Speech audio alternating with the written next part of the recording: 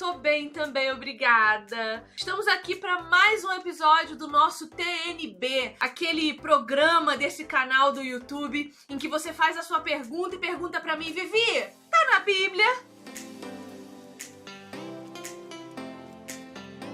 E aí eu respondo para você. Sejam então muito bem-vindos. Toda segunda e quarta-feira a gente libera um episódio novo para você.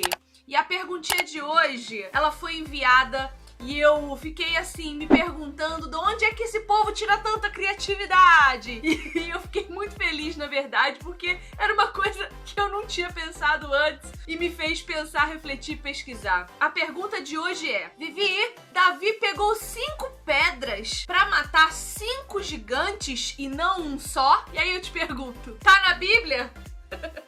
Vamos lá, meu povo. Em 1 Samuel, pega aí a sua Bíblia, por gentileza. Primeiro livro de Samuel, capítulo 17. Você abre aí e você vai ver um relato que nos conta da luta entre os filisteus e o povo de Deus. Assim como a chegada do grande gigante, o tal do Golias. Vamos ler dos versos 1 ao 16. Os filisteus juntaram suas forças para a guerra e se reuniram em Socó de Judá e acamparam em Éfes-Damim, entre Socó e Azeca. Saul e os israelitas reuniram-se e acamparam no vale de Elá, posicionando-se em linha de batalha para enfrentar os filisteus. Os filisteus ocuparam uma colina e os israelitas outra, estando no vale entre eles. Um guerreiro chamado Golias, que era de Gate, veio do acampamento filisteu. Tinha 2,90 metros de altura. Ele usava um capacete de bronze e vestia uma couraça de escamas de bronze que pesava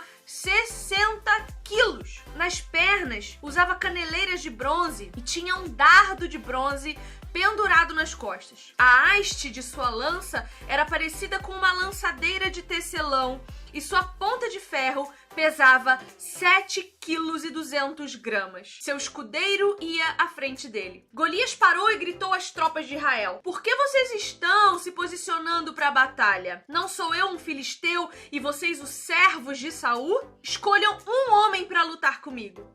Se ele puder lutar e vencer-me, nós seremos seus escravos. Todavia, se eu o vencer e o puser fora de combate, vocês serão nossos escravos e nos servirão."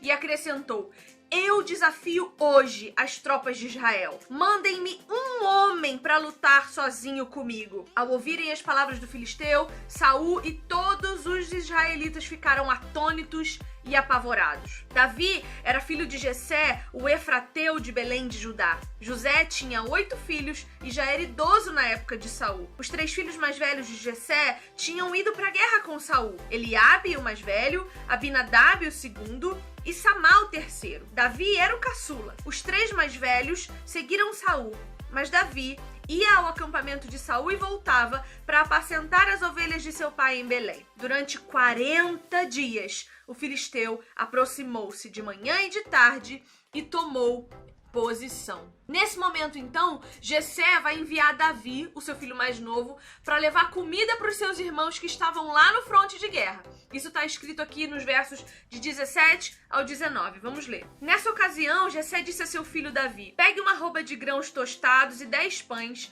e leve-os depressa a seus irmãos no acampamento. Leve também estes 10 queijos ao comandante da unidade deles. Veja como estão seus irmãos e traga-me alguma garantia de que estão bem. Eles estão com Saul e com todos os homens de Israel no vale de Elá, lutando contra os filisteus." Ai, desculpa, até engasguei emocionada ouvindo falar de Golias e Davi. Como o texto também nos traz, Davi era pastor de ovelhas. Ele não era um homem de guerra. Então, chegando lá, Davi ficou indignado ao ver que Golias estava desafiando há 40 dias, não os homens do seu povo somente, mas ao seu próprio Deus. Davi vai dizer o seguinte lá no verso 26. Quem é esse filisteu incircunciso para desafiar o exército do Deus vivo? Mas o filho de Jessé não quis vestir a armadura do rei para enfrentar aquele gigante, né? Pois, inclusive, ela nem cabia nele, de tão pequenininho que ele era, um jovem, imagina, de seus 16, 17 anos. Portanto, ele vai buscar 5 pedras do rio para matar aquele gigante. É interessante pensar que no verso 34, Davi conta para Saul algo interessante ao seu próprio respeito. Vamos ler.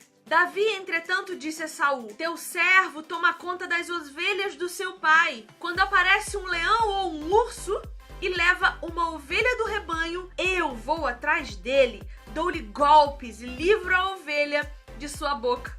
Quando se vira contra mim, eu o pego pela juba e lhe dou golpes até matá-lo. Teu servo pôde matar o leão e o urso. Esse filisteu incircunciso será como um deles, pois desafiou os exércitos do Deus vivo. O Senhor me livrou das garras do leão e das garras do urso e me livrará também das mãos desse filisteu. A fé desse menino é a resposta para a vitória do povo que estava lá guerreando, do povo de Deus. Mas então, qual que é o motivo do pastor, que era tão sabido e poderoso e sabia que Deus o ajudaria, pegar 5 pedras para matar um gigante, se ele já não tinha matado um urso e um leão com as próprias mãos? O que a gente precisa lembrar é que naquela época ser perito em atirar com funda, e funda a gente hoje conhece mais por atiradeira ou catapulta, estilingue, eu não sei como é que chama na tua cidade aí, na minha terra sempre foi estilingue, aquele elástico que tem por base um V em madeira que você coloca uma pedrinha, estica o elástico e solta e a pedrinha mira naquilo que você posicionou, né? Então, na minha cidade chamava estilingue. E era muito comum atirar com fenda naquele tempo, como a gente vai ver no texto de Juízes 20, de 15 a 16, que fala assim: naquele dia, os benjamitas mobilizaram 26 mil homens armados de espada que vieram de suas cidades, além de 700 melhores soldados que viviam em Gibeá.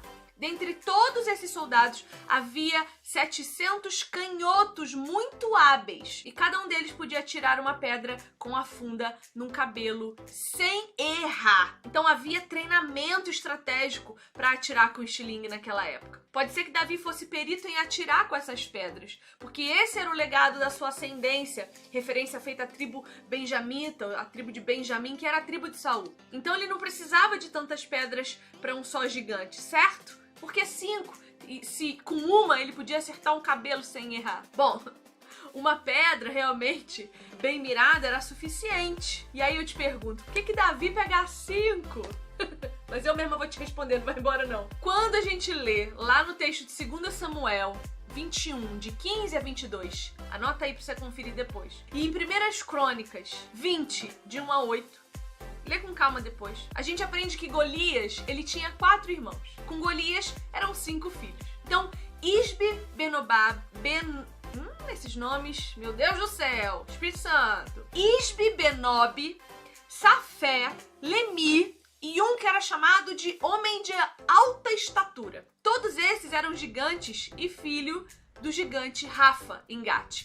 Rafa em hebraico quer dizer gigante mesmo, significa isso, o nome Rafa. E ele vivia em Gate e tinha esses 5 filhos. Então a gente vai ver lá, em primeiro livro de Crônicas 20, verso 8, Golias, em 1 Samuel 17, 23, Isbi-Benob, em 2 Samuel 21, 16, Saf, nomeado também de Sipai, em 1 Crônicas 20, verso 4, e também como Zaf, 2 Samuel 21, 1. Lami, a gente vai ver em 1 Crônicas 25, e o homem de grande estatura, onde os servos de Davi lutaram com ele em Gate e venceram em 2 Samuel 21, 20, 1 Crônicas 26.